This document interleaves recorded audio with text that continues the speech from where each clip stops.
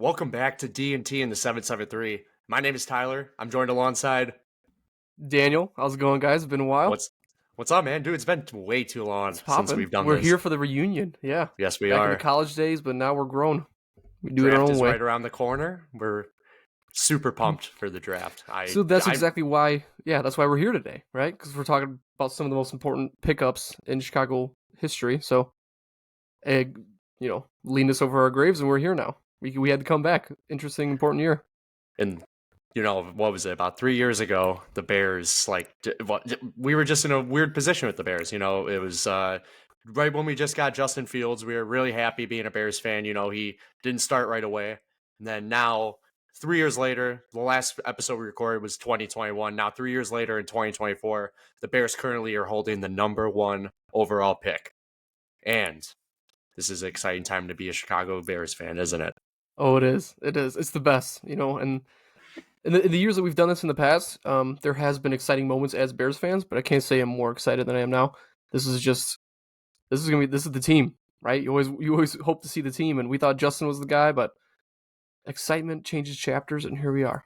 So I'm very excited, and I'm very excited to have you back. Best We're co-host back, ever. man. I know.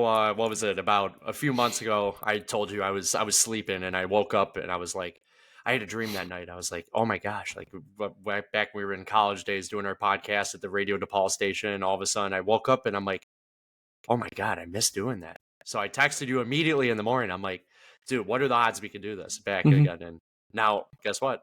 We're sitting here. We're back. And we're back We're talking about back. Chicago sports. I'm so excited about Feels this. like the good old days. So now, obviously, Yeah. we're through this platform here. We're no longer in the same room doing it over radio, so now you can see our lovely faces.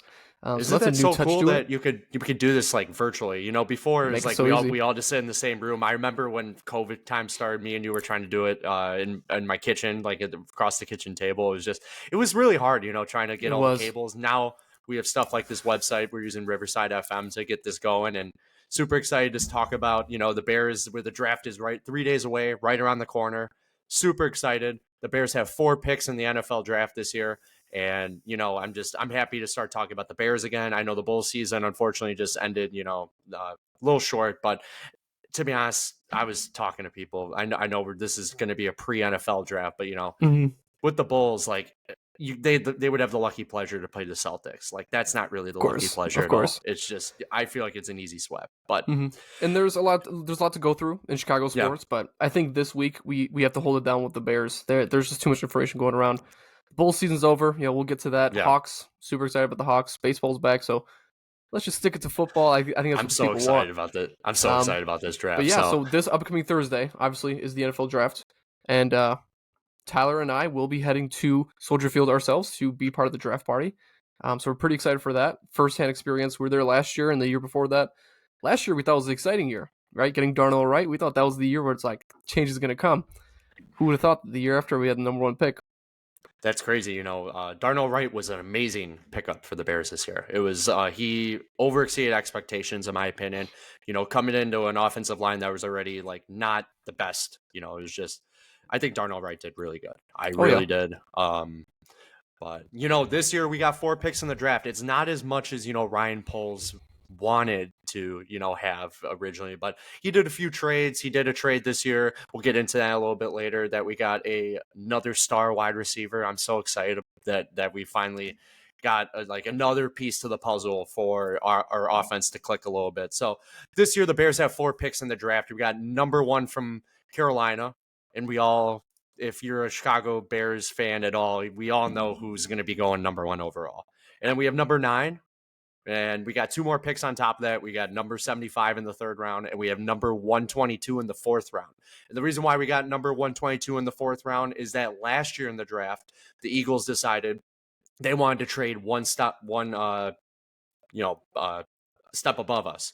So they went 1 step above us to get Jalen Carter out of Georgia, and we slid down 1 pick, and that's why we have 122 in this year's draft. So without that, we'd only have 3 picks in this year's draft. and yeah, I But mean most people are thinking that's not a lot, right, compared to what we had last year. Um, the overall sense of trading down or trading up, right, losing picks or gaining picks. I'm happy with where we're at. I think 4 picks is enough to change the franchise in the right direction, depending on where we draft and what we choose. But what are your thoughts on if we move up or gain more picks, what are your thoughts? Do you think we trade the assets we have to get better picks, or do you think we trade back or just stay where we're at? What's your I overall wouldn't be thought? shocked. I wouldn't be shocked with what the Bears do this year. I've seen Ryan Poles start with 5 picks and end up having 9 picks at the end of the year. If that's what it was. I think it was like last year, or the year before. But me this year, I think he's comfortable with 4, but I don't think he'll. Anything could happen. I think he'll stick at 4 picks because I think the number 9 pick is a very valuable pick. We'll go into that a little bit later once we discuss that, but I really think he's going to draft at number 9 unless he gets crazy calls from other teams that are maybe looking at a quarterback, this is a quarterback filled draft. Later in those rounds at number 9, you're looking at quarterbacks like potentially Bo Nix that could potentially go. I think he might slip a few more picks past 9, but you never know. Some of these teams are just desperate for quarterbacts. And we actually just got the news right before we came on that Zach Wilson's not going to the Broncos. So people are like, oh, are the Broncos going to potentially get another quarterback? And all signs are pointing that another quarterback will be going to Denver. It will be a 3 quarterback, system where they're trying to compete, and we'll see what happens. But kind of moving past that, we kind of all know that basically the Bears have the first overall pick this year. But how did the Bears get the first overall pick? And most people know kind of how that happened. But, 2 seasons ago, the Carolina Panthers are saying number 9 overall in the draft. And as we know, they did not do good at all that season. They barely had a quarterback. And they had Baker Mayfield that year. And, it was just a 1-year deal for him. And they were a QB needy team that offseason. And that season was the year that every Bears fan remembers the Colts playing the Texans, which we all know Lovie Smith is 1 for the Bears and 1 for Chicago. Because what did he do? If the Texans would have lost that game, basically, they would have gotten the first overall pick. And at that time, the first overall pick was looking like it was either going to be CJ Stroud or Bryce Young. But if you guys remember, Bryce Young was the number 1 overall pick. And because the Texans won that game, the Bears technically had a worse record than the Texans. So basically what that meant was the Bears had the number 1 overall pick. But at that point, we were riding with Justin Fields. There was no reason why we needed the number 1 overall pick. So what does Ryan Poles do? He starts picking up the phone. He starts calling, hey, who wants this pick? Who wants this pick? And guess who really wanted that pick? Carolina. Thank God. God. Let me tell you, thank you, Carolina. That's all I gotta say. Because they were at the number 9 slot and they wanted to go to number 1. And Ryan Poles said, what can we get out of you for that? So what did they get out of them? They got DJ Moore, which that was one of the best gifts of all last season. Yeah. He had the most yards or receiving yards in his whole career out of 1 year with the Bears than he did, out of any of the other years with Carolina. And he was a stud in Carolina, even though they didn't have a quarterback. Exactly. And then last year, we got Darnell Wright, which we talked about a little bit. He was a great offensive tackle for the Bears. He started the season a little rough, but that was only the start of the season. I'd say like the first 1 or 2 games. And then toward the end of the season, he was one of the best rookie offensive linemen in that draft. Yeah, just a monster. He made it to the all-rookie team, just an absolute monster. And I just wanted to state as well that even though we were such big fans of Carolina and they're losing their absence of games, we were super, happy with the way that our team was going on. But I totally understand every decision made by Carolina. I mean, if you got to move up for a quarterback, you get a quarterback. You get Bryce Young. And it's unfortunate that we had to root against them. Because, I mean, Bryce Young, talented guy, but giving us the first pick, I couldn't be happier. That's just the way sports works, and I was super excited about it. But again, faith in Carolina. I know they're building their team the right way, I guess, but we just built ours quicker. And that's the draft picks made a long haul for that. I'll tell you that trade with Poles, everyone's like, even I was watching the Pat McAfee show when Ryan Poles went on there, and they asked him, how about that trade with Carolina? He's like, yeah, it really did work out for us. And it did. I'll tell you that. It was probably one of the biggest fleeces of a trade I've ever seen.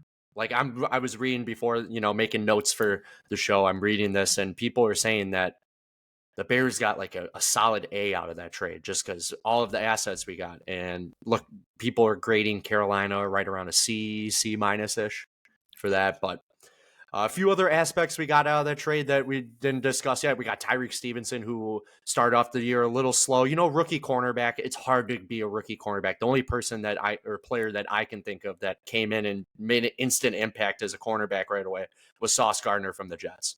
Yeah, Sauce, But Patrick Surtain. Yeah, I mean, most of these guys did have slumps, and even if it wasn't at the beginning of the year, sometime in the middle of the end. But Tyreek Stevenson, absolute stud. Mhm. He came in, especially when the Bears were having a lot of injuries on defense. Came in for a team that wasn't really pushing or punishing other teams defensively. He made his stand, and he's going to be here to stay for a while. I'm sure of it. Yeah, no, he's I know some of the management was talking about how he improved over the season, and he's going to be a key corner piece to our defense going forward in 2024 and beyond. I'm hoping that we can get that. And no, yeah, a few other things we got out of that draft. We got a 4th-round pick, which ended up being a pick that we traded to the Los Angeles Chargers. I remember it was 9:15 at night. I'm on my computer, and all of a sudden I felt my phone ring. I'm like, what's going on here? And all of a sudden it's like Keenan Allen is traded to the Bears. I was shaking. I'm still shaking. I don't. That's just. It's hard to say. I just can't believe that. It was hard to see the Chargers give him up. I didn't think the Chargers would give him up. Jim Harbaugh coming into the Chargers, I thought, like he wants to develop this team. He wants to win, but they're kind of doing the polar opposite with the Chargers. Team is falling apart. Justin Herbert's the only team or player that's kind of like left out of that, that team right now. Yeah, the Austin Ekeler was the last player to get traded that was actually from the San Diego Chargers. So now officially this entire roster is just made up of LA Chargers. And again, the day before they traded for Keenan Allen, they released Mike Williams. So in my head, Keenan's number one guy. They're going to draft some backup wide receiver. I'm so surprised we got Keenan. And who knows what the long-term deal is going to be or what the option if he's just a trade asset. But either way, seeing him in a Bears uniform, which is the only second team he's ever played for, right? He played 13 years consecutively in a Chargers uniform. So I'm sure he's excited. I'm sure he's excited to finally get with it with a young quarterback, good defense. So I'm sure he's ready to win, and I'm ready to win too. And seeing, obviously USC Pro Day when all of the Bears, coaches were there. Keenan Allen showed up too, and he was, talking to Caleb Williams for a few minutes, and that's the culture that we like to see with the Bears. All these players talking to each other. That he knows. Obviously, at that point, everybody kind of knew that Caleb Williams would be the number 1 overall pick. That's when the day or a few days before we traded Justin Fields before Pro Day. But Keenan Allen's going to be a stud. He will be a stud for the Bears. He's 32 years old. He had so many touchdowns last year. I believe, don't mark me wrong, but I think that was the most touchdowns that he had in his career tenure at the Chargers was last year, or yards. I'm trying to think if it was receiving yards or touchdowns, but either way, he did have a monster year. Yeah. And the Chargers told him, yeah, we want to keep you, but we don't want to give you all the money. We want to give you a pay cut. And Keenan Allen said, no, trade me. So where did you trade him to? We trade him to the Bears. So we'll gladly take him. LA. Thank you so much. The other crazy part about this is that the statistics that DJ Moore had, just like Keenan Allen before they arrived and wore a Bears uniform, would put them at the top 2 best receivers in Bears history. And so I still think about that to this day, where it's like Keenan is old, right? Keenan does have age against him, but I think he still has so much to produce where he could put up a monster season and become the top leading receiver in 1-year statistics for the Bears. Like, you never know. And that's the excitement. That's where the excitement comes from. And I love that he's already grown, the matchup with Caleb Williams. He knows that that's going to be the start of something new. And for the Bears, we've never been in a position like this where we have so much to look forward to, knowing who our prospects are going to be. And even the players knowing themselves. Like, you look at all these players, even like DeAndre Swift, like he immediately came in the time he got signed. And there was a video posted of him just having a reunion with all these other guys that he's played before with. So before even OTAs have begun, we're just, we're rolling. The Bears have that chemistry going. So I'm pretty excited for that. I'm so excited. And the last 2 things we got out of that trade with, Carolina, we got the number 1 overall pick in this year, which getting to that is just, it's amazing. And then the last thing we got is a 2025 next year 2nd round pick. But it's that trade. I know, obviously, that was a year ago, but we haven't talked in like 3 years. But I know that's the reason why we're sitting here talking about us having the number one overall pick was because of that trade Exactly. And I'm and still getting excited for the second round yeah. picks because Poles is a magician when it comes to day 2 picks. Yeah. Anything that's round 2, 3, 4, he's a magician, and he always picks really good players, studs, guys who are just mostly defensive players. I know Tyler Scott was an outlier, and he was a Mhm. very good player himself, but very excited to see even what next year the second round pick is going to be. Yeah. So, Dan, so kind of touching on that. So we, obviously, Ryan Poles pulled a move a few days before USC Pro Day. We were Bears fans were on the fence. I'm in, 3 different Facebook groups, Bears fans with a brain, all these other ones. I'm telling you, all these people are like, keep Fields, trade down a little bit to get Marvin Harrison Jr. Keep Fields to build, talent around him. So other people are like, we got to keep that number 1 overall pick and get Caleb Williams. Well, clearly, Ryan Poles knew maybe he didn't know right away, but he knew that they were going to do something with it. They were going to do some with the number 1 overall pick, and that was not going to be trading it. They did instead decide to trade Justin Fields and not take his 5th-year option to the Pittsburgh Steelers for a conditional 5th-round pick. So Which what could change, Dan, right? That it could pick would change. change to a 4th, right? If he plays more than 51% of snaps. From your point of view, the day that the Bears season ended last year, and you knew you had the first pick, and you knew Caleb was going to be number 1, what was your decision on QB then? What did you want to do? So I was actually there for a few of the games last year. I was there for the Cardinals game. I was there for the Falcons game. And I watched Fields, and I was for sure certain. I'm like, he's our quarterback. I am 100% certain that Fields performed very well. And, he's an excellent rusher. Passing was improving. And the one thing that he just did not do successful on was beat the Packers in the last game of the season. Beat the Packers and control the yes, ball. Yeah, exactly. Yeah. If he would have beat the Packers in the last game of the season and knocked them out of playoffs, I would probably sit here today and say that he would have definitely been our quarterback for next year, and we would have picked up his 5th-year option. But because he didn't get any wins against the Packers, which is like a big thing for the Bears right now, you need to beat the Packers. We're Chicago. We have to beat the Packers. It's 2 games every year, right? Yeah. Losing 2 games, looking at the schedule and being like, those are 2 losses, that puts you behind already. So I totally agree. And I definitely thought Fields was going to be the guy. I didn't think we'd keep the number 1 pick. I thought we'd trade it. I'd look at another haul that we'd get for. But as time's moved on, even with Fields still in the roster, those couple of months, I was leaning towards drafting a quarterback. I just knew that the chemistry with Fields wasn't going to be so adequate for management, and it got to a point where we were going to take anything for him, right? We got a 5th-round pick. Everyone was very upset with that, but I think it's also a necessity to talk about the idea that Poles is such a player guy, right? That he asked Fields, where do you want to go? Just where do you want to go? And we'll take whatever the offer is. He could have got, who knows, he could have got a 3rd-round pick from the Raiders or something, right? There's several teams that still need quarterbacks, but I think that's a respect for Justin, and that's what we owe Justin. Building our team, we're already going to build our team. We got the 1st overall pick. Like, we're going to find a quarterback we need. So showing that respect to Justin from Poles for me was a big deal because I still love Justin, right? I still see his jersey all the time. I still see his Dunkin' ads. Like, the guy's still a piece of Chicago, so I'm very happy with the way that was handled, at least. But off to a good start. That's why I got to talk about it. Is Poles knew what he was doing. He wanted to trade him to a team that he could potentially compete for having that quarterback spot. He could have been traded to a team where he'd be the 3rd stringer. And I know Ryan Poles basically was like, he's better than that. I was watching, all these different, shows on ESPN and everything like that. And everybody's saying, he could start on like at least 10 teams right now. But a lot of teams did not want to give up the assets that the Bears were asking for. So they waited a little bit, wanted to play it out and make sure Caleb would be the guy at number 1 overall. And 2 days before Pro Day, decided to trade him to the Steelers. And I am beyond happy with what the Bears management did. People are like, we could have gotten, better assets for trading him earlier. Yeah, like about 2 or 3 months earlier, but they were not sold on Caleb yet. They needed to do the combine. They needed to, meet and have dinner with him and his players. But that's just some that they didn't do right away.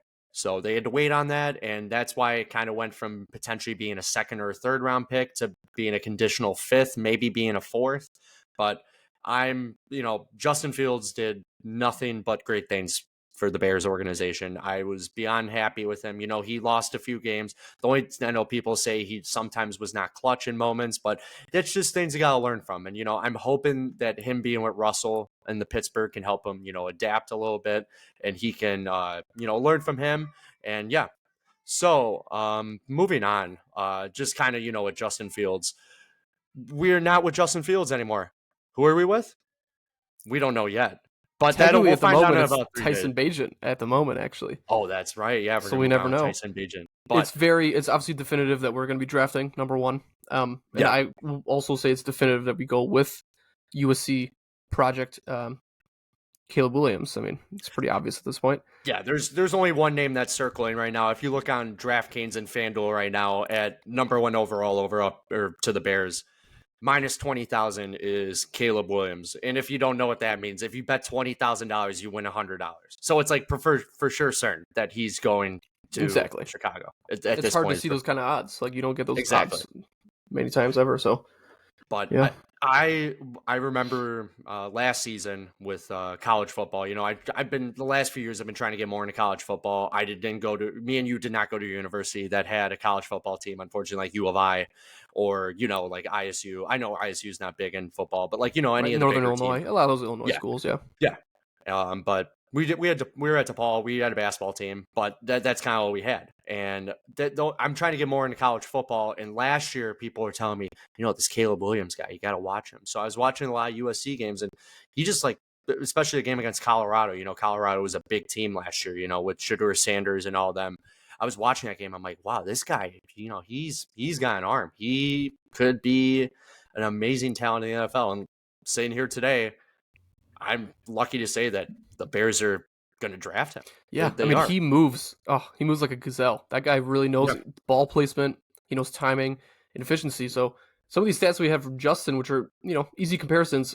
The biggest thing for me was 135 sacks, 38 fumbles, 11 lost fumbles, and Caleb Williams. He's not the type to fumble. We don't know yet, right? NFL pressure is a lot different than college pressure, but I can already tell that this guy's going to have quite the arm. He's going to have quite the pocket, and we could talk about this all we want. Justin didn't have the same assets that Caleb will have. Yeah. But at the end of the day, I do think building with Caleb is going to be quicker and more efficient than it was with building with Justin. And props to Justin, but still, Caleb, he's shown in the games, obviously, like you've watched and you've shown me a lot of highlights of his. The guy knows how to play, and I'm trusting him with the offense the second he comes in. Yeah. And another thing, I'm not trying to bash on Justin. Justin Fields was great, but his throwing release was just not quick enough. That's a big why he was getting sacked a lot. I noticed that it took him too long to take his arm and throw it forward, because having a quick release in the NFL is huge. Having the less than a 2-second release with the football is massive. It's huge, especially getting rid of the ball with less than 3 seconds at the line of scrimmage, especially if the D lineman's coming at you. But I feel like the Bears management at that point was like, it's kind of a gamble to take the 5th-year option, on Justin Fields, because he's, we kind of saw all we kind of could out of him, in my opinion. We know how good of a rusher he is, and, finding the seams in the line to run. But at that point, we got to win those games in crunch time too. You can't just win the game with your legs. You have to win the game with your arm. And he had games where he flashed a little bit with passing, but I was talking to my girlfriend's brother about this. I was saying, like, how many games did he have with 300 plus passing yards? How many that I can remember. There was one. I think there was one in 2023. So you got to hit. And I feel like those games, to have 300 plus passing yards, will define if you're going to win a game or not. And we won 7 games in 2023. We won more than we thought. Actually, was it? Yeah, we won 7-10, which isn't bad, right? Isn't bad. And again, I think with Justin, he's played not 3 full seasons, but 3 seasons in the NFL, meaning that he's played against 28 separate defenses, probably a couple teams that he hasn't played against. He knows all the coverages. He knows a lot of different coaching tactics, but he does have room to improve. But I think after 3 seasons, it's a high enough ceiling to where you can understand what's the best position for the team. And there's a lot of people saying, compare him to the Josh Allens, the Lamar Jacksons, who needed 2 years to progress until their third final season. This was that season for him, and I can't Yeah. say that it's going to get much better. He has a better offense in Pittsburgh. Coaching might be a factor there too, but I wish the best for him. I just don't think the Bears were the correct place for him, and I don't think a fourth year would be any different, in my opinion. Yeah, and I heard this is the last year on Ryan Poles' contract. So I feel like he needs to solidify himself that he's going to be our manager going forward. And Ryan Poles has done great with trades and like drafting players, but it's all about winning football at that point. You got to win those games and we got to make the playoffs.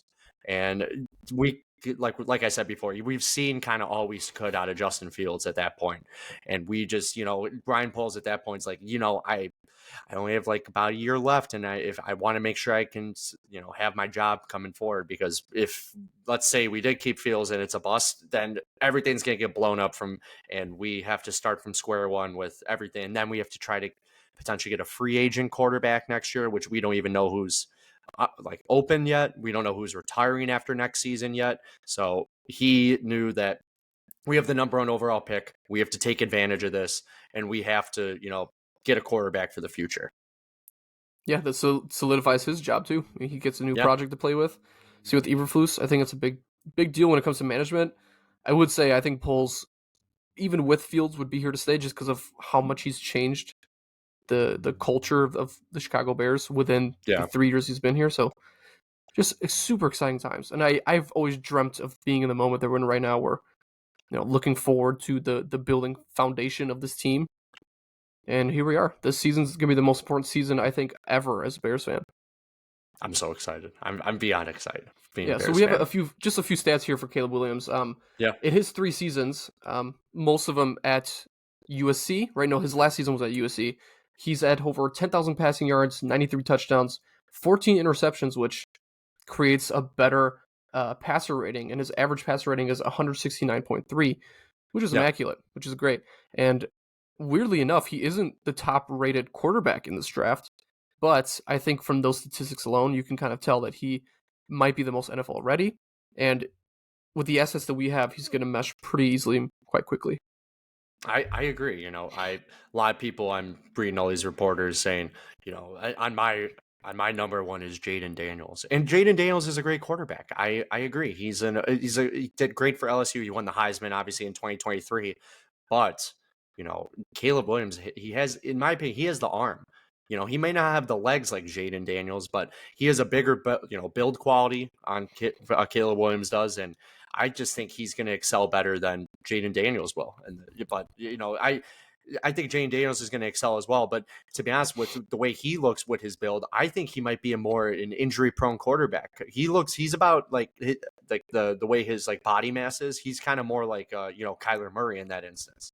He's not as small, like 5'9", but I'm looking at like pictures of Jayden Daniels, and he's like, I feel like he takes one bad hit, he might break his ribs and might be out for the year.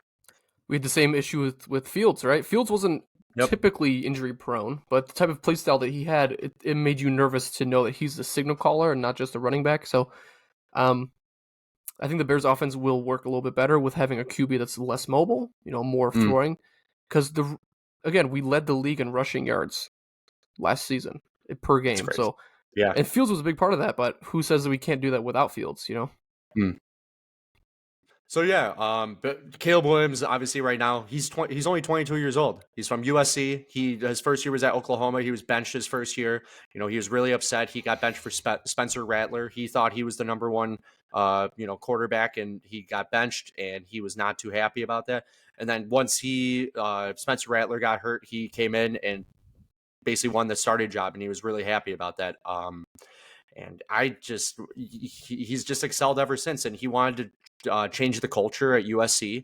He wanted to become, a better, football player, and he went to USC, and he thrived there. He basically built that culture, and he brought football kind of back to USC. It's obviously been a good, like USC's been a great football, college, but he wanted to try to bring, a national championship there. Obviously he didn't get that done, but he did win the Heisman in 2022, and he when he his sophomore year with USC, And, he's being compared to players like, Patrick Mahomes. He's being compared to, obviously, us being a Bears fans, we probably ever heard that his favorite player is Aaron Rodgers. But that's why he just he looks up to him, because he loves how his throwing style is with Aaron Rodgers. Aaron Rodgers is a cannon. Me as being Bears fans, we know that he has a cannon. He could throw the ball 45 yards on the run, no problem. And Mhm. Patrick Mahomes could do the same thing. So he's trying to, model himself after those quarterbacks. And yeah, he's gonna be NFL ready. He's gonna be Yeah, good. And we have this note here that basically he only attended one top 30 meeting, which was only for the Bears. That's it. that's good. So That shows his attention towards Mhm. one team. And we can hate him all we want for being an Aaron Rodgers fan, but we know what that means, right? For him yeah, being an Aaron Rodgers fan, it means that he looks up to a quarterback that has good dynamics and has good play style. I mean, he's beat us. That's all I'm going to say. So yeah, if you can't beat him, join him. Even though we're not joining exactly. them, hey, if he wants to be an Aaron Rodgers fan, then I guess so will I, as long as Caleb, Yeah. brings some wins to Chicago. Yeah, so and also, Caleb Williams as well has been kind of established the culture within Chicago, and he's already gone to dinner a few times with the general manager. He's gone to dinner with some players, DJ Moore, Cole Kmet, Keenan Allen. He's sat down and had discussions with them early on, even before he's been drafted. He's doing this. He's trying to build that culture with them and tell them. And I know we've obviously read these quotes from Montez Sweat saying that don't be don't walk in and be that guy that thinks that knows it all. You got to be humble and stuff like that. And he's going to be that way. I watched, I told you a few days ago, I watched that podcast, The Pivot, with, Ryan Clark and all them. And he was on there. It was about an hour and 15 minutes, and it was a great watch. And you could tell how mature he is and he doesn't seem like the guy who wants to just boss people around. And one big word he kept saying was, I want to recognize my teammates. I want to recognize my teammates. And a lot of people that after the college football season was over, it was like, he doesn't care about his college football teammates. And I don't know who tried. Everyone's just trying to, shun him a little bit. Yeah, But I wasn't a big fan of that report because, again, at Pro Day, the end of Pro Day, it just showed how close he was with his teammates and how yeah, he did that specifically just so he could show off the talent of his teammates as well. He could have gone to the training, he could have gone to the draft class rehab, but he was there with yeah. his teammates, showing off their potential as well as his. He's a team player, and I appreciate him for that. Yeah, and then, just quickly, speak on that podcast I saw. Obviously, yeah, I don't think you saw it yet, but I'd highly recommend just if you got in the next few days or even after the draft. Doesn't have to be before the draft. Take a look. But like I said before, he's 22 years old, and they asked him so many crazy questions. They asked him about the Washington game when he was in the crowd, crying he obviously at the game. It was a really hard game. He lost 52-42. It was a high scoring game. His defense didn't help him by any chance. That defense was terrible for USC.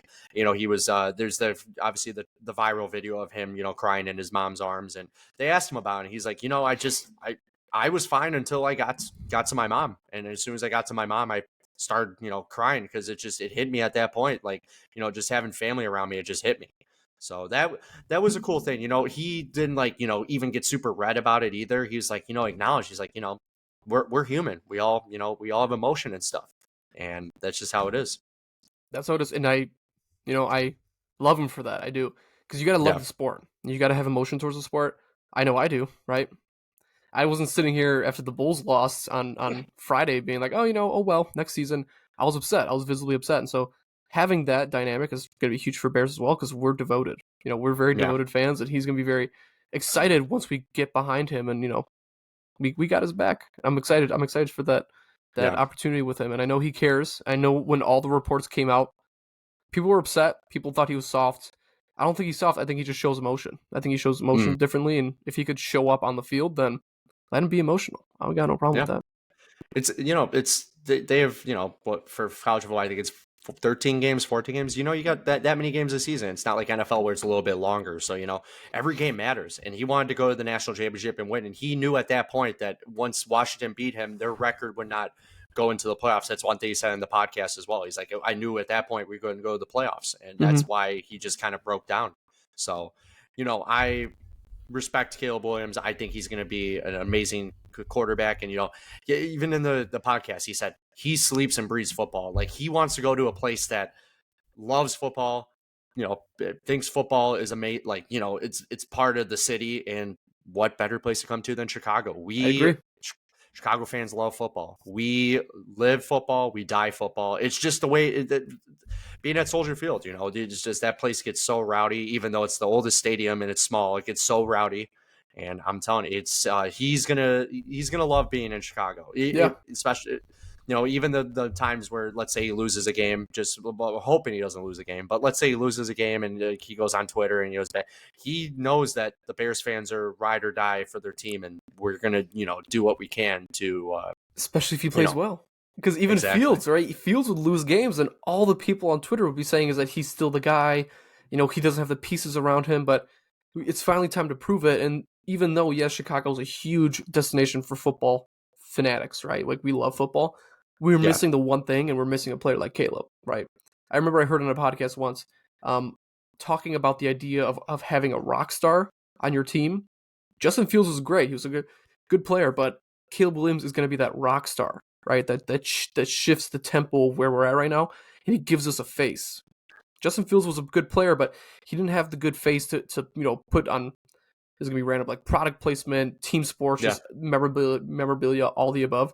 Caleb Williams has the potential to be that guy, but also play well, right? That's gonna be the whole change. Because part of me was getting annoyed of being like, okay, like, yeah, Justin Fields was the guy. He played well. We lost this week, unfortunately.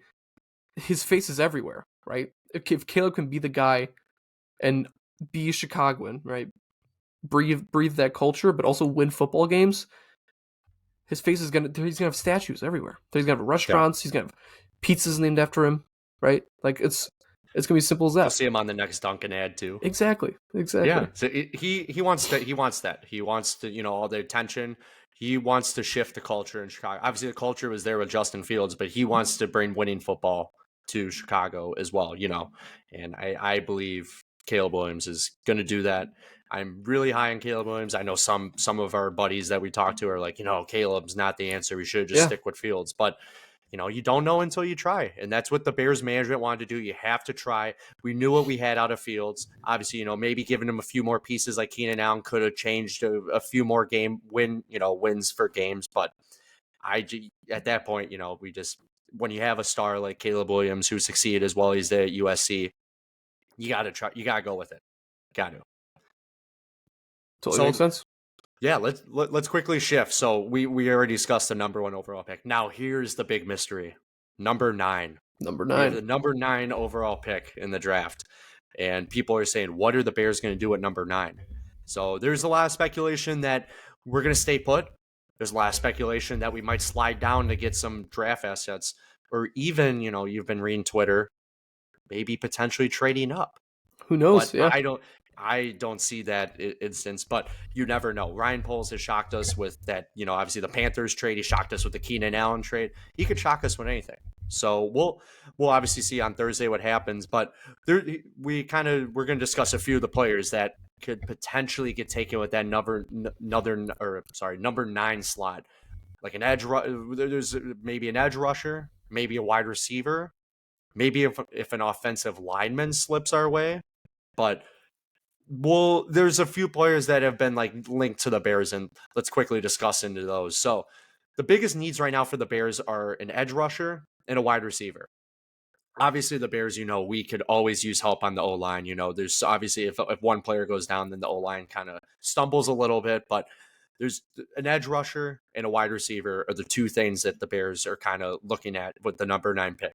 And a few names that we can that have been kind of speculated what the Bears can do number 9 is Dallas Turner, edge rusher from Alabama. Another player that's been speculated is Romeo Dunze from the wide receiver from Washington, or potentially Jared Verse, who's another edge rusher, and he's from Texas Tech. And there's a few other players as well. We'll see. I don't see them slipping to us potentially in the draft because they're probably top 7 players.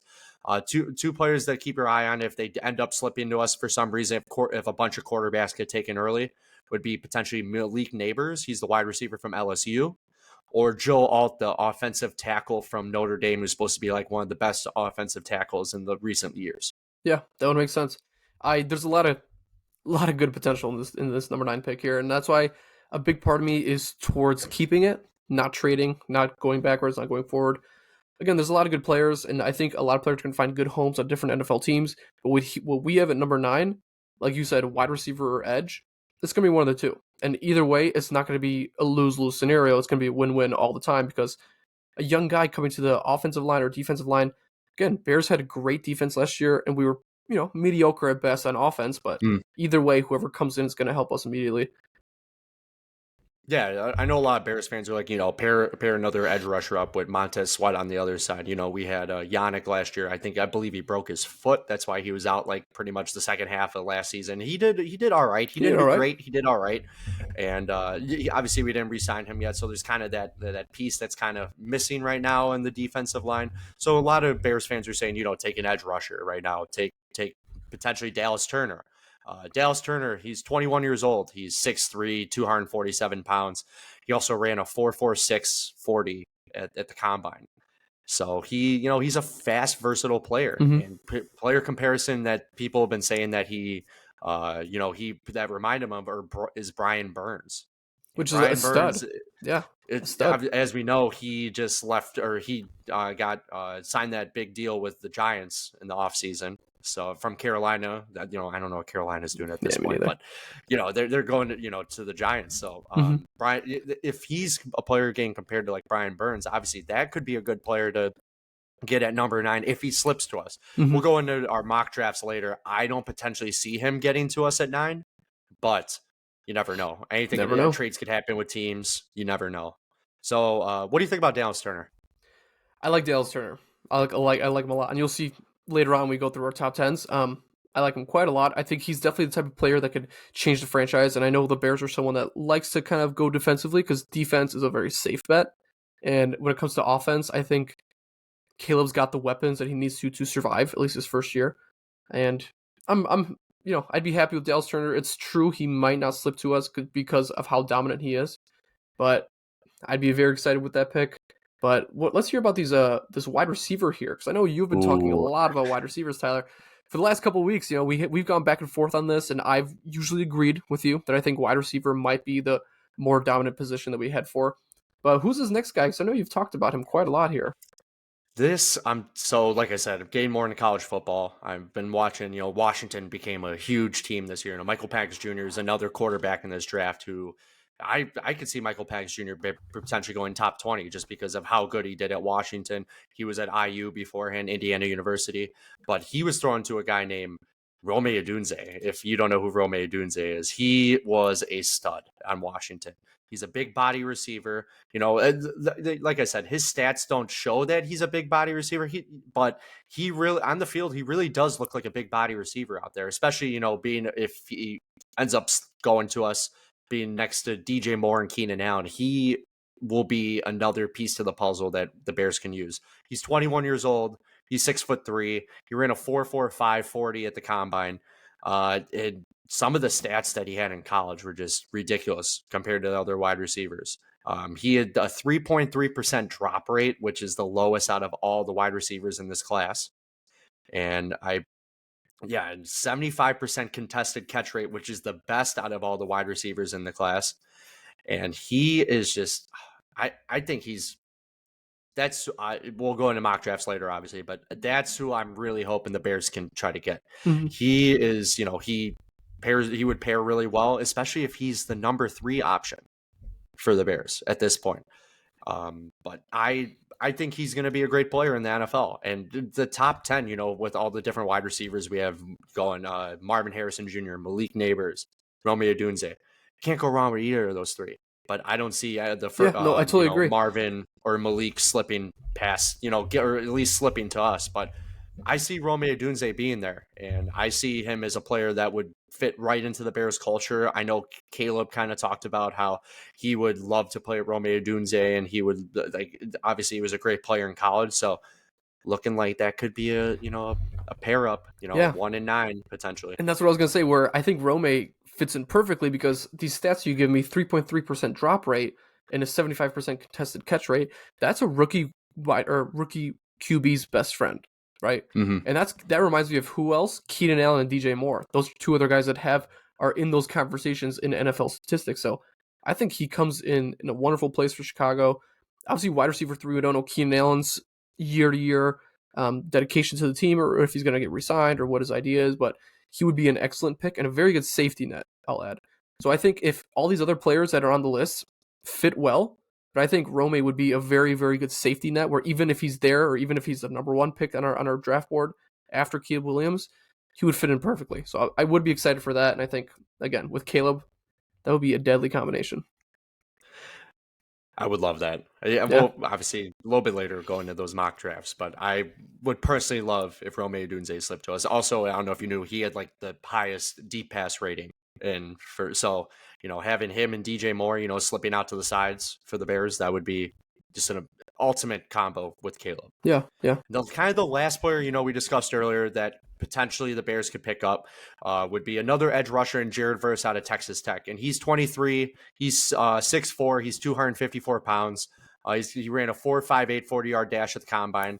But to be honest, I've thought right away that he could potentially be, early mock drafts months ago, he could potentially be, the Bears at number 9 pick. But as of now, he has not had a top 30 visit with the Bears. So usually that's not a good sign if especially, Poles likes having dinner with players, likes meeting players, and Jared Verse did not meet with the Bears. So if I don't really see him going to the Bears, but obviously, needing that edge rusher need, if Poles really wants to fill in that edge rusher need, let's say no receivers are there, nor Dallas Turner's there, I think that he could potentially be there at 9 for the Bears, and the Bears could potentially pick him up. Yeah, I agree. And I think defense, again, won't be a bad decision for the Bears. I know Eberflus probably will dabble a little bit with the idea of number 9 should be dedicated to some defense, but yeah, I think the Bears look good defensively, so I wouldn't be surprised if offense was the direction they head in here. I hope offense. I do. Yeah, so I guess, yeah. So what do you think about number 9? What would you like to see out of the Bears? So from my perspective, I read a lot over the offseasons about the way that the Texans built their offense through the draft last year, where they went with CJ Stroud and then with Will Anderson Jr. And I think that kind of chemistry is the way that the Bears should be built, where I think we go with Caleb, QB, first pick, and then we go with Dallas Turner, number 9, if he's available. I also like the player Laiatu Latu from UCLA. Ooh, okay. So he's another top-ranked defensive end / edge.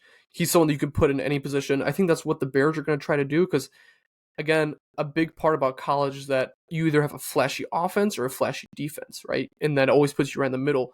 For the Bears, the way the Texans did it, if they want to, replicate that, both those players did immediate impacts where the Texans were great defensively, great offensively, and they had, other players chime in to become bigger stars because of these emergences from these 2 drafted players that they got. So I think that's the direction that we had. I think we go with offense QB, number 9, defense Dallas Turner.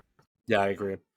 No, yeah, I really think, obviously you saying more about defensive players and stuff like that, I completely agree that the Bears should potentially get a defensive player to pair with the offensive player. But the way the wide receivers are in this class, I just think Rome Odunze is one of the elite wide receivers, next to Marvin Harrison Jr. and Malik Neighbors.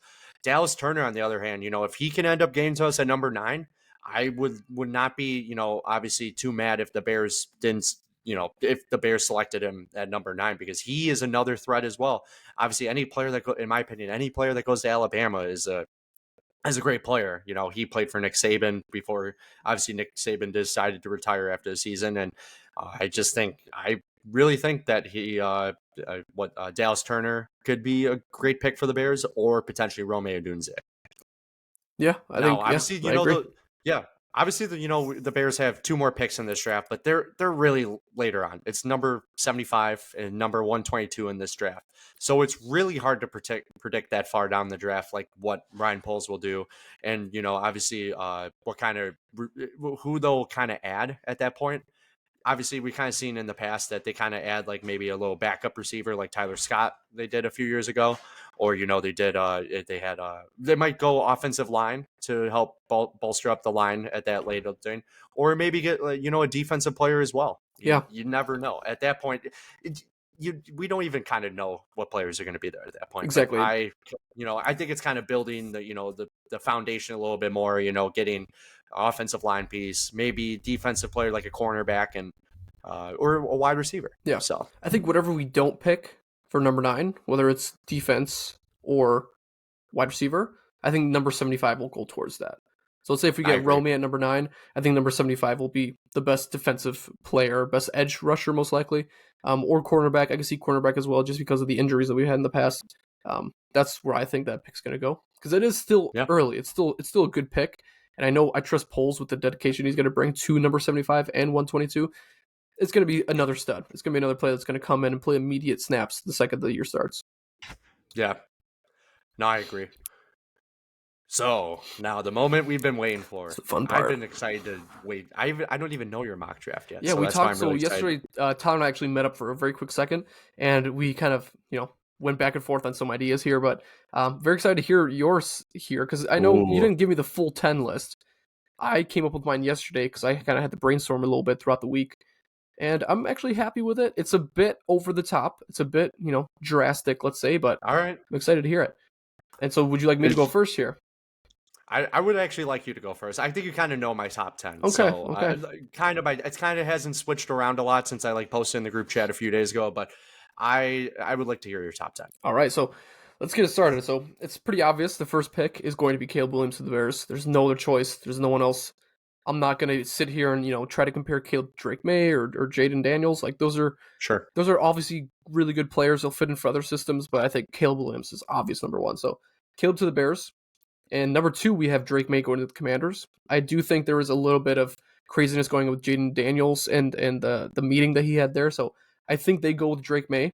And then at number 3, I have the Chargers trading up with New England, and the Chargers select Marvin Harrison Jr. From what I read in recent reports, they're not super keen on any receivers that are after, the number 1 prospect, Marvin Harrison. So I have him going to the Chargers in number 3. And then number 4, I have the Vikings trading with Arizona. Because at that point, if Arizona misses out on Marvin Harrison, I think they're going to try to dip back as far as they can or as fast as they can. So with the Vikings at number 4, I have them going with Jaden Daniels, QB. So I think that would be a really good pick for Vikings, but I'm not here to root for the Vikings, but I do think that would be the best option for them when it comes to drafting a quarterback. And then at number 5, since New England traded with the Chargers, I have the New England Patriots going with J.J. McCarthy, another Michigan QB, which I think historically has been well for them drafting Michigan QBs. I think they need a QB. I don't think they're going to trade back. I think with a new start, Belichick being gone, I think they're going to try to get a new head in there, head of operations. And by head of operations, I mean a QB, because there's nothing else that can help the team prosper than a QB. And so then at number 6, I have Giants taking Malik Neighbors, because I know they have a couple questions, but they will always go with a safe bet. And I think last year they made a safe pick, so they'll do the same thing this year. They'll go with a wide receiver. Titans will go with Joe Alt. I think they have the QB that they want in Will Levis. I think they have a couple offensive pieces in Calvin Ridley and Hopkins. So I don't think they're going to take defense or offense here. I think they're going to go with offensive linemen. And then the Falcons, I have them going with Laiatu Latu from UCLA, the edge. So it's the first defensive player to go at number 8 to the Falcons. And here's where I think if he goes before the Bears, right, number 1 ranked defensive end, I think the Bears go with Dales Turner at this point, leaving the Jets at number 10 with Rome Odunze. That's my top 10. That's what I think will happen. And because Arizona traded back to number 11, I think they take Quinyon Mitchell, cornerback, and at number 12 because the Broncos. There's so many reports here of the Broncos and who their starter is. Right now, it's the player from the Jets, right? Yeah. To be named, but Michael Penix Jr. would, I think, go number 12 to the Broncos without them having to trade up. Wow. Michael Penix before Bo Nix. Michael Penix before Bo Nix, yeah. Wow, I like that. See, I didn't expect you saying, Charger trade up. I never would have thought that. I think they have a lot of pressure from not having a good wide receiver room, and I think if they're going to get a wide receiver, they go with the number 1 prospect. So I think they trade up 2 picks from number 5 to number 3. Yeah. I gotta say your mock draft is a bit of a reach on some of them, but you never know. That's like I would have never, especially last year with the draft, I would have never suggested that Will Anderson would have gone back to back with CJ Stroud. Yeah. They traded up and the Texans decided to double up, and worked out in their favor. So you Indeed. never know what these drafts. Also, this draft is a big mystery at the top 10. We don't know how long JJ McCarthy is going to sit there. We don't know how long, obviously we don't know. People are saying Marvin Harrison Jr. might slip. Yeah. We just don't, we don't know right now. So a lot of these drafts in the past year, you at least had like the top 5 down. This one, This is tricky. Yeah. We don't know. Especially with the teams involved too, because you look at Commanders, Chargers, Vikings, like these are teams that definitely need a certain piece. So, we'll see where they head from there. Yeah. Here's my list. Are you ready? Yeah, I'm ready. So number 1, I have the Bears taking I forgot his name. What's his name? I'm joking. Caleb Williams. I got the Bears taking Caleb Williams, number 1 overall. Quarterback of the future from USC. Super excited about that. Number 2, I have the Commanders staying put where they're at with the Jaden Daniels. That's what I have. I think I know obviously the buzz going on with Jaden Daniels right now. People are like, oh, he doesn't want to be a Commander or stuff like that. But I feel like Cliff Kingsbury knows what he's getting when he gets Jaden Daniels. And I feel like he is going to be, the guy that Washington takes. And number 3, I got Drake May going to the Patriots. I know people are saying that the Patriots are trying to shop their pick right now, but I just don't think the teams were going to want to give up all those assets to slide into number 3 where the Patriots spot is. So I got the Patriots taking Drake May. Okay, number 4, I think Marvin Harrison Jr. is going to go to the Cardinals. I think from what the rumors I've been seeing is that the Cardinals are asking prices too high for the number 4 overall pick. They want multiple first round picks. That's what the rumors are at for to even have that number 4 spot. So especially the Cardinals don't really have a star receiver at that moment. I think Marvin Harrison Jr. is going to go to Arizona at number 4. And then at number 5, I have a trade going on at number 5. I just feel like the Chargers are just way too trade happy right now. Yeah, I think the Chargers, they traded Keenan Allen. They traded, obviously, Austin Eckler signed to a different team this year. And I just think the Chargers, I don't know what Jim Harbaugh is doing, but I just think the Chargers are doing kind of weird things right now. And I see them trading out at number 5. And I see the Vikings being very aggressive, and they're going to go to number 5. And they're going to I think they're going to overdraft on him, but they're going to get JJ McCarthy at number 5. I'd say, obviously, players are comparing. Apparently, he had a great pro day. He did great at the combine. And people I've been talking to are saying that their teams are going to overdraft JJ McCarthy. And I think the Vikings are going to be that team to overdraft JJ McCarthy and get him at number 5. And then number 6, I have the same number 6 as you. I got Malik Neighbors at number 6. Obviously, there's a question mark at the quarterback spot right now with basically with the Giants. There's a big question mark saying that if they're going to stick with Daniel Jones after you sign that big deal. And I think they're just going to stick with Daniel Jones, maybe end up trading for a quarterback sometime in the middle of the season if it doesn't work out with Daniel Jones. I feel like they can't pull the plug on him yet. Obviously and they're invested in him the money they owe him, right? They signed him 3 years ago. It's a lot of money they owe him. So I think they will stick with him. I think you're right there. Yeah. And Malik Neighbors, I think they need a wide receiver to pair with that team. Malik Neighbors is going to be it.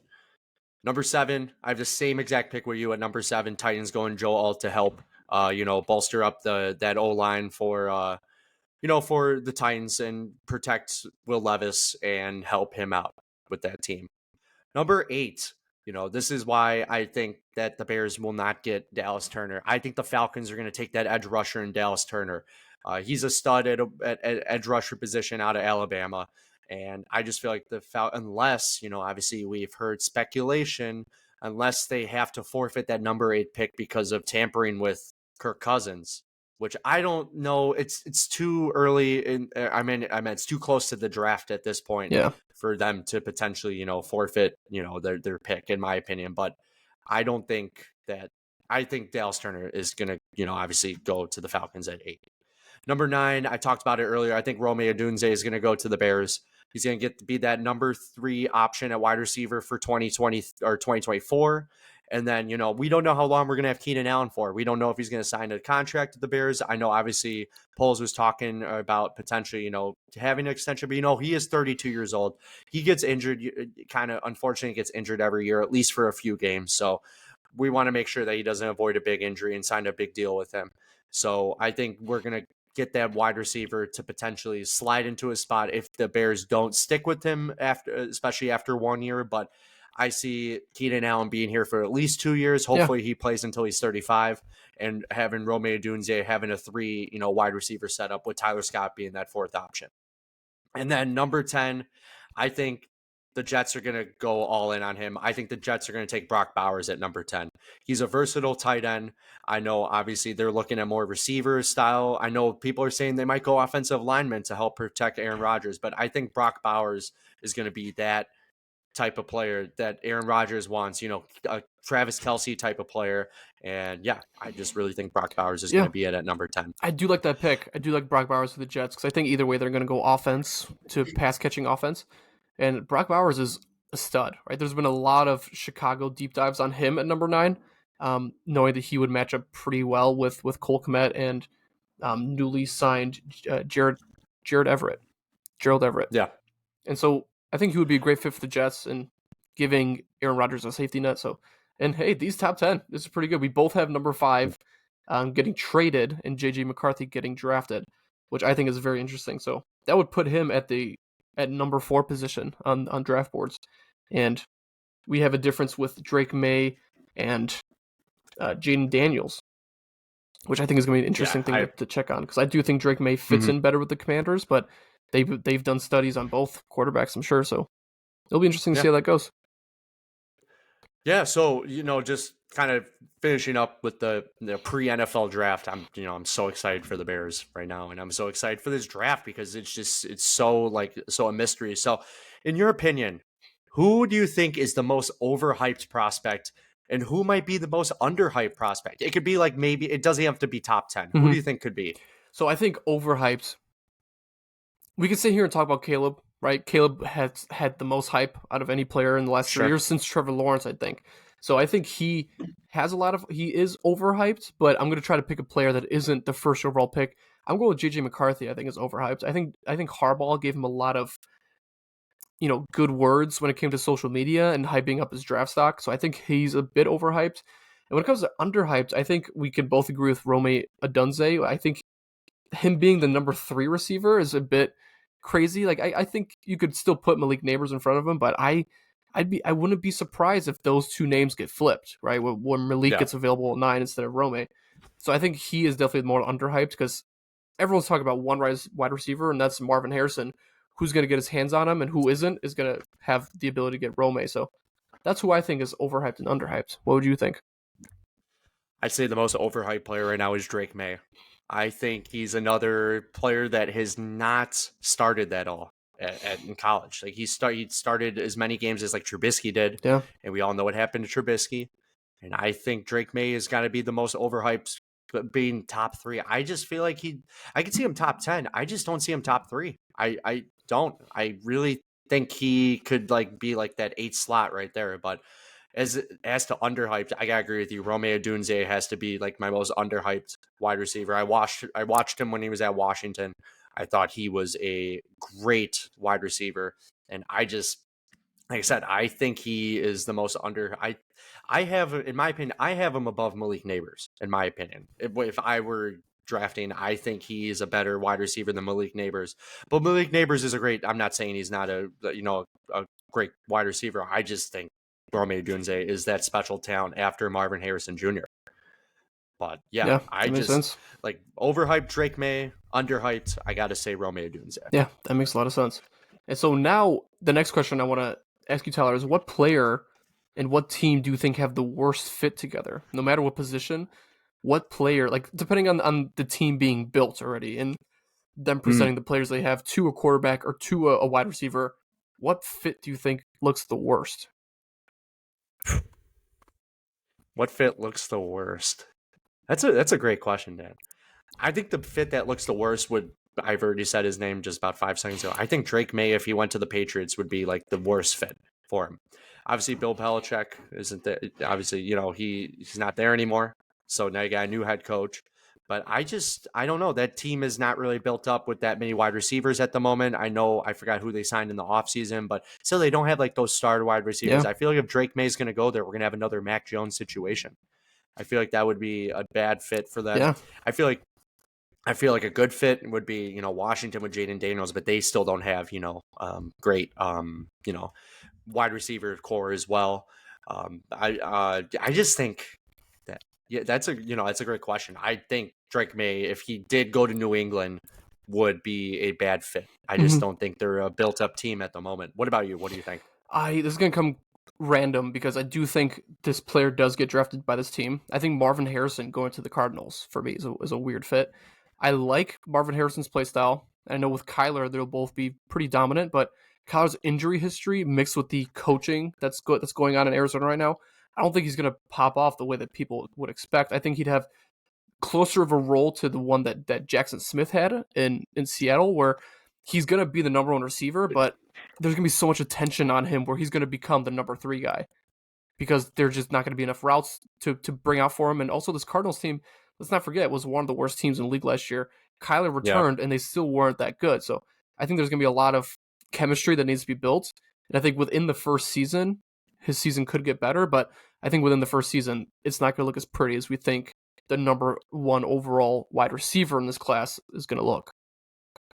I agree. I think that it's gonna be a weird fit for him, but I feel like he might step into that Larry Fitzgerald role that the Arizona has been missing for a while. They've had smaller body receivers. I love Marvin Harrison Jr. I watched a lot of Ohio State football when the season, and he was very versatile, big body receiver. He's a great piece to the puzzle for Arizona.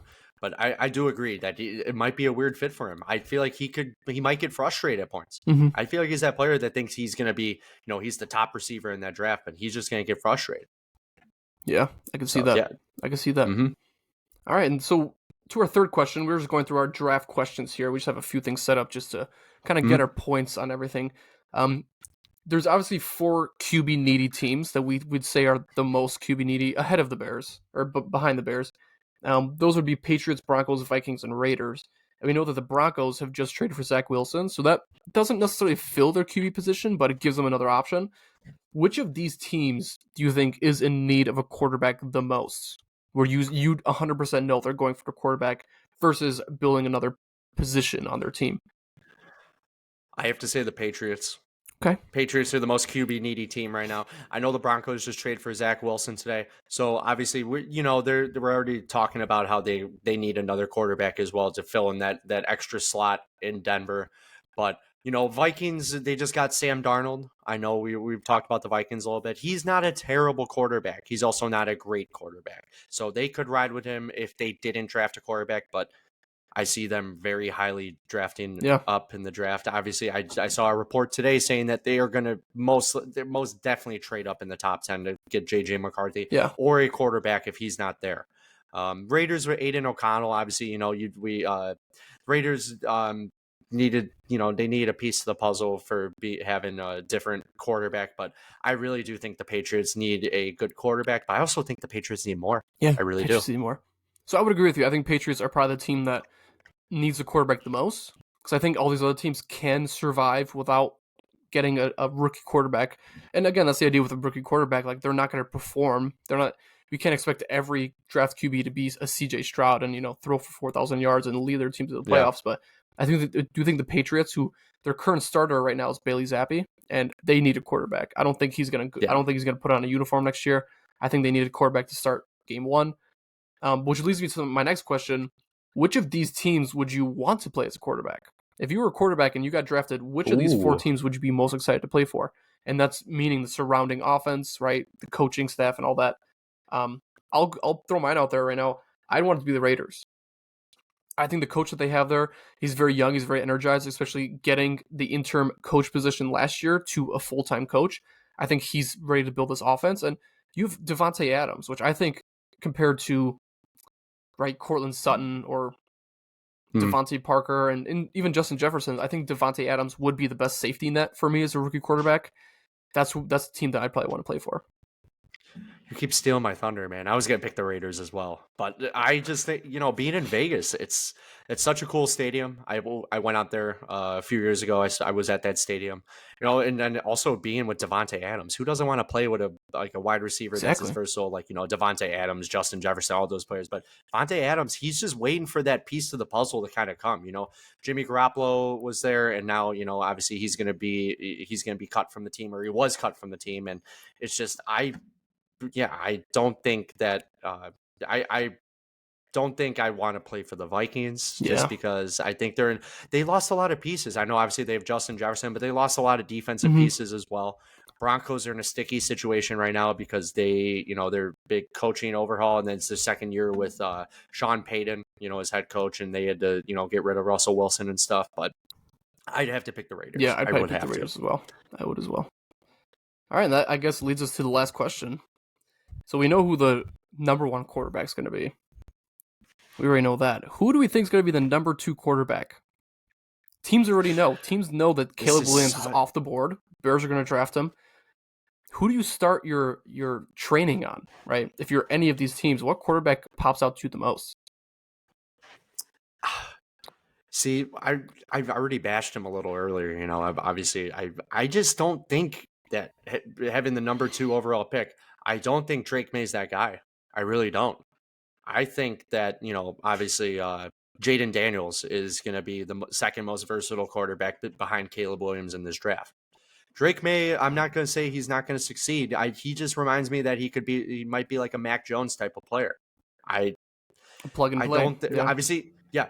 Obviously Mac Jones wasn't as versatile as Drake May and can move around and be as mobile, but I think that I think Jaden Daniels is going to be safe to be the number 2 overall pick. I know obviously we talked about before that there's all this speculation that Washington he doesn't want to go to Washington and everything like that, but I think that Jane Daniels will be that number 2 pick. And you said Drake May. That's what you said, so right? I originally said Drake May because everyone was talking about who he's the most NFL ready, where he's gone through the coaching especially, and he's gone through the most big games. But I do think Caleb Williams, right, ahead of everyone. Jaden McDaniels, I wouldn't be surprised if he went number 2. I think that his situation with the Commanders is a bit tricky I don't know what reports to believe anymore, but I can't imagine the Commanders getting a bad report on a quarterback and then drafting that quarterback. So I did have Drake May as my number 2 quarterback just because of all the NFL ready statements. I think that's what a team wants, especially if you're a team that just signed a big deal for Austin Eckler. It's a pretty good safety net for a rookie QB. The guy can catch 14 passes. So, I mean, we'll see. I think Jaden McDaniels would fit easily as the number 2 as well. So I do agree with you. And we will find out on Thursday, Dan. We'll find out on Thursday. We're going to try our best to be back on Friday, the day after the draft. If not, you'll hear from us. You'll understand that we're excited. We're going to be sitting there and we'll be dishing out some live tweets, sending out some photos and pictures. We're going to try our best to meet with some of the players. That's some of the opportunity that we had in the last 2 seasons. So if we can get any sort of interviews or any sort of questions, we'll try our best to get that. Yeah, we'll obviously like we talked about earlier. Thursday we'll be at Soldier Field with the draft party. We'll be at some other buddies as well. We're super excited. Obviously number 1 pick, number 9 pick. We're so excited for obviously the 2024 Bears. It's a new year. Obviously that's what we say every year. Even after like a team wins a championship, the next year it's a new year. They could win the second championship in a row, or they could. I'm just beyond excited as a Chicago fan for this season and beyond for the Bears, because I just feel like the culture is being established. Rumors of a new stadium being built within the next 5 to 10 years around the lakefront right there.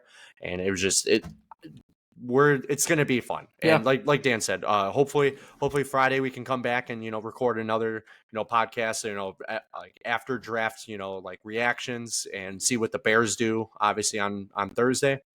And then obviously the draft extends into Friday, but we'll discuss everything as soon as possible, and we'll get our after draft, highlights and everything like that.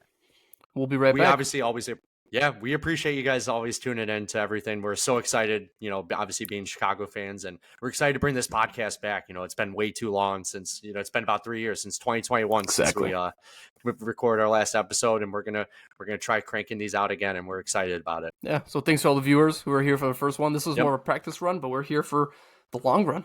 This is the Bears season. That's the most important to talk about, and we're here for the draft. But again, we got connections with the Cubs, the Sox, the Bulls. So we'll be talking about the important necessities from now on as well. But we're excited to talk to you about the draft. That's the big part for us. Yes. All right. Thank you guys so much. Thank you, everybody, for tuning in. Enjoy the draft. Whether you're a Chicago fan or any fan, we're beyond excited. Caleb Williams, #1 overall. We'll see who we get at number 9, and we'll tune in with you guys really soon. Talk to you then. Thanks for showing up, guys. Take care. Yep.